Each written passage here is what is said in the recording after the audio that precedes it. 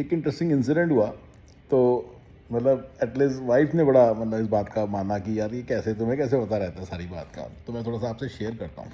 ठीक है, it's pretty interesting actually. एक हमारे जान पहचान में कोई लेडी हैं, वो आए, उन्होंने बोला कि उनके एक जानने पहचानने वाले हैं मैरीलैंड में। वो 75 साल के हैं और उन्होंने बहुत सारे 7-Eleven, उन्होंने बहुत सारे 7-Eleven हैं, ये वर्ड यूज़ किया, बहुत सारे। ठीक है ना, लाइक बहुत सारे। और फिर उसने बोला, मैंने कहा कितने को हो गए थे, 30-40 हैं। फिर दूसरी चीज़ बोली उन्होंने कि उनका जो घर है 12 मिलियन का है, 12 मिलियन का। एंड मैं कहा तो कुछ और भी बातें बताई। तो मैं तो चुप करके साइड पे हट गया, मैं अपने बिजी था। 2-3 दिन बाद दोबारा बात उठ गई, तो वाइफ भी वहीं बैठी थी। तो मैंने बोला कि उनके ना 40 नहीं होंगे, 2 या 3 होंगे मैक्सिमम, या ज़्यादा से ज़्यादा 4 हो सकते हैं, 2 या 3 से ज़्यादा होना चांस का कम है। और जो घर है वो 12 मिलियन का नहीं होगा, वो 1.2 का होगा। आपको सुनने में गलती हुई है, या फिर वो 12 लाख का, 12 मिलियन का नहीं होगा, 12 लाख का होगा। और 12 lakh is equal to 1.2 million, ऐसे कुछ है, आपको गलती फहमी हुई है। ठीक है ना, मैं कहाँ से बोलता हूँ, क्योंकि यहाँ पे ना कुछ प्रैक्टिकल लिमिट्स डली हुई हैं। थ्योरेटिकली तो कोई लिमिट नहीं है, जो मर्जी कर सकता है इंसान, लेकिन प्रैक्टिकली जब करने पे आता है ना, यहाँ पे लिमिट्स बनी हुई हैं। उन लिमिट्स को ब्रीच करना बहुत मुश्किल है। उन लिमिट्स को ब्रीच करना बहुत मुश्किल है।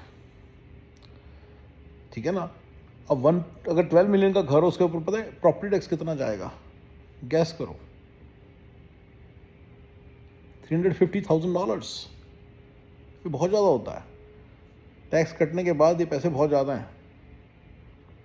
मैरीलैंड के अंदर बहुत ज़्यादा टैक्स है, प्रॉपर्टी टैक्स।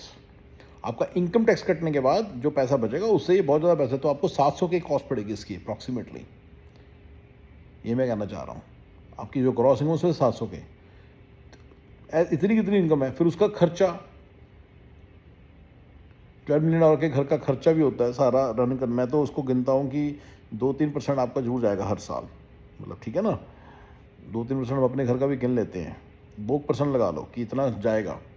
तो 240 की उसका और खर्चा होगा ऊपर, वो भी टैक्स के बाद की इनकम से जाएगा। तो मतलब 10। और दूसरी 7-Eleven मुझे कैसे पता 4 की जगह 40 की जगह 2 या 3 होंगे? क्योंकि आप 7-Eleven एक ओनर ऑपरेटर मोड में चलाते हो। आप उसको ओनर मैनेज में चला सकते, एक आधा बंदा है उसको। ठीक है ना, मैं इसके ऊपर थोड़ा सा और डिटेल में आऊँगा कि इसमें ना फंडा होता है कि अल्टीमेट बैकअप आप ही हो। तो अब 3 बंदे मिल गए आपको और आपने 3 7-Eleven खरीद लिए, तीनों को लगा दिया, लेकिन मान लो किसी में नहीं आया कोई बंदा, तो उसकी अल्टीमेट बैकअप आप ही हो।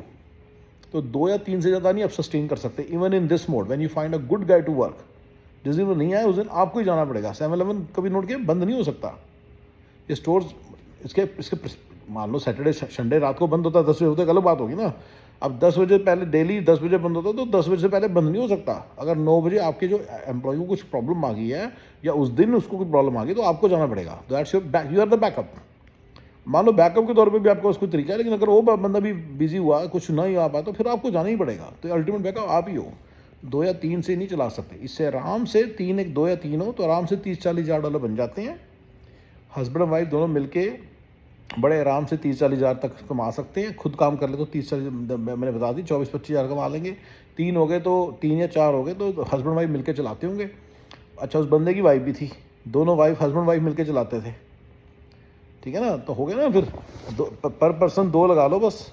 और कोई बंदे काम करने वाले होंगे तो उनकी बैकअप तो आप ही हैं। जाते होंगे काम करने, जितना मर्जी का नहीं हमें कभी हाथ उठाना पड़ता, जाते होंगे पक्का काम करने। ठीक है ना, तो ये सारी थ्योरेटिकल लिमिट, ये सारी जो प्रैक्टिकल जो लिमिट्स हैं बनी हुई हैं, इससे ऊपर राइज करना बहुत मुश्किल है। इससे इतना पैसा भी आ जाता है। अगर देखो ना, अब घर का काम करने की तो बात है, प्रॉब्लम तो सिर्फ यही है। प्रॉब्लम इतनी ही है, कोई ऐसे थोड़ी है कि कोई बहुत ज़्यादा बड़ी प्रॉब्लम है। देखिए, क्लास 2 लाइफ है ना, ऐसा तो नहीं है कि बहुत ज़्यादा मुश्किल लाइफ है। अच्छी सी लाइफ है। मैं बताऊंगा अच्छा क्या क्या काम किए, लिस्ट बताऊंगा आपको सारे क्या क्या काम किए। तो सारे छोटे छोटे काम करने पड़ते हैं घर के, बस यही प्रॉब्लम है। और क्या प्रॉब्लम है? खाना बनाना पड़ता है, कपड़े धोने पड़ते हैं, बर्तन बांधने पड़ते हैं, सफाइयाँ करनी पड़ती हैं, बस यही प्रॉब्लम है। और ये कोई इतनी बड़ी प्रॉब्लम नहीं है समझने की। थोड़ा सा रिलेटिवली ईजी भी होता है इंडिया से, ऐसी क्या बात है। मैं सारा कुछ गलत नहीं बोलना चाहता, तो कई लोग कर लेते हैं। तो ये 7-Eleven वाला तो बड़े आराम से करेगा। जब 7-Eleven पे काम करेगा, इतनी मेहनत करके कमाएगा, घर आके क्या क्लीनरों को पैसे देगा? तो he will just save all this money.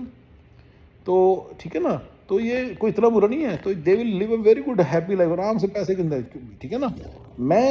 मैं थोड़ा सा डिफरेंट हूँ, प्लीज़ इसको आप, मेरे को कुछ बड़ा करना था यार, मैं कुछ कर नहीं पाया लाइफ में, मैं ऐसे सोचता हूँ, मेरी ये प्रॉब्लम है, मैंने कुछ बड़ा करना था यार, मैं बड़ा तो बड़ी कुछ कर ही नहीं पाया। ये दैट्स वाई मेरे अंदर डिसकंटेंटनेस है ना, थोड़ा सा ग्राइप करता हूँ, कंप्लेन टू मच, बिकॉज बड़ा करने के लिए हमें कोई नहीं बन सकता प्लेटफॉर्म, यही है ना मेरी सबसे बड़ी प्रॉब्लम।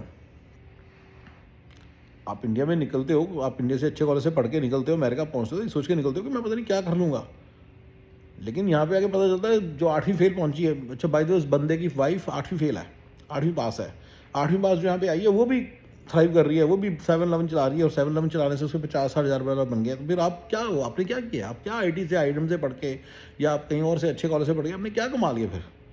तो इसलिए ये एक तो नॉर्मल लाइफ स्टाइल सबको मिल रहा है, और ये सबको मिलेगा और सारा कुछ है। मेरे को तो प्रॉब्लम ये कि बड़ा करना है, तो बड़ा करना है, लेकिन हाँ पॉइंट ये कि जो सारे आदमी ऐसे ही रह रहे हैं और सब खुश हैं अपना लाइफ से, कोई इतनी बड़ी सब मतलब जुड़ी हैं, खुश हैं, मतलब 50-50 लोग खुश, कई लोग खुश हैं, कई लोग ना खुश हैं, बट ऐसे ही चल रहा है, ऐसा कुछ नहीं है कि कोई बहुत ज़्यादा नाखुश भी हैं, मतलब नाखुश हैं लोग, प्लीज़ अंडरस्टैंड, कोई इतनी बुरी लाइफ नहीं है। बड़ा करना है तो मुश्किल है सब, अगर नॉर्मल रहना है तो जैसी लाइफ आपकी इंडिया पाकिस्तान में ऑलरेडी है वैसी तो आपकी वैसी बनेगी, बस ये मैं कहना चाह रहा हूँ। अच्छी जगह पे 2 बारी महीने में खाना खा लोगे, 2 बारी बाहर खाना खा लोगे, ये सब कर लोगे, ऐसा कोई और इससे ज़्यादा नहीं कुछ कर पाओगे यहाँ पे आके, राइट। बस वही सा रहेगा, अगर आपकी ये चीज़ें इंडिया पाकिस्तान में ऑलरेडी हैं, फिर क्यों छोड़ना पाकिस्तान को, क्यों छोड़ना इंडिया को, बस यही है ना मेरा पॉइंट। वहाँ पे घर वाले तो है ना सारे आपके साथ, और आपके मेंटल स्कूल है ना, और हेल्थ केयर अच्छी है ना, मैंने बताया सारा हेल्थ केयर वाले वीडियो में कि यहाँ पे हेल्थ केयर में क्या प्रॉब्लम्स हैं, तो सारा मिला के तो uncle ji is doing very well, खुश हैं जी बड़े, और 75 साल की उम्र है, और मैंने हाँ उनके ऊपर सारी प्रोडिक्शंस की थी, सारी प्रोडिक्शंस आता हूँ क्या क्या निकला। जो घर है उनका 1.2 मिलियन से थोड़ा कम ही निकला, बल्कि 1 मिलियन का निकला, वो 1 मिलियन में पहले 1.2 का रहा होगा, थोड़े प्राइसेस गिरे पीछे, तो समझ लो 1 मिलियन का रह गया, तो वो 1.2 का ही प्रीटी मच निकला अंकल यूसी प्राइस को, इतनी कोई बड़ी बात नहीं, पर 12 मिलियन का निकला, क्योंकि ये थेरेटिकल लिमिट्स हैं। 1.2 मिलियन का घर आराम से अफोर्ड करेगा, 25,000 वाला, और आराम से खरीद लेगा, सारी खरीद लेते हैं। मैंने बताया ना, ये 8वीं फेल में जब इसने अंकल जी ने खरीद लिया 3, अच्छा उनके निकले 4,711, इनके 4,711, और एड्रेस से मैंने लगा लिया इनके घर का प्राइस क्या है, तो मुझे सारा पता चल गया। मेरा पॉइंट ये है कि ये सारी प्रैक्टिकल लिमिट्स बनी हुई हैं इस कंट्री के अंदर, जब आप इसको करने बैठते हो तो ये सारी लिमिट्स बनी हुई हैं। और ये वाला जो वीडियो है काफ़ी सारे नॉन IT के लोगों के लिए जो यहाँ पे आते हैं और तो थोड़ा सा इतना अच्छा मतलब इंग्लिश वगैरह नहीं जानते या इतनी प्रोग्रामिंग नहीं जानते, तो then they want to do some business, उनके लिए परफेक्ट है। क्लास 4, क्लास 3, क्लास 2 जो सारा है। और अगर कई बार there are certain professionals in America जिसमें बहुत कम सैलरी में भी मिलती हैं, बंदे देसी बंदे ज़्यादा करते नहीं हैं, टिपिकली देसी बंदों को नहीं करनी चाहिए वो। एक टेलर की जॉब मिली हुई है जी, बैंक टेलर की जॉब 40-50 हज़ार की, एग्जाम्पल दे रहा हूँ, मुझे पता नहीं कितने की होती है, मतलब ठीक है ना, तो वो they should shift to IT, ठीक है ना। चलिए वो सब यहाँ के लोगों की प्रॉब्लम्स बाद में सुलझाएंगे, बट बड़े बड़े तौर पे प्रैक्टिकल लिमिट्स बनी हुई हैं, और सारे उनको कमाते हैं, और सारे उसी तरह के घर में रहते हैं, सारे उसी तरह से रहते हैं, सारे लोग वैसे ही चल रहे हैं, ठीक है ना। तो ये मेरे को, और I can predict anybody is this thing कि इसकी लाइफ में ऐसे चल रहा है with just by knowing a few things, ठीक है।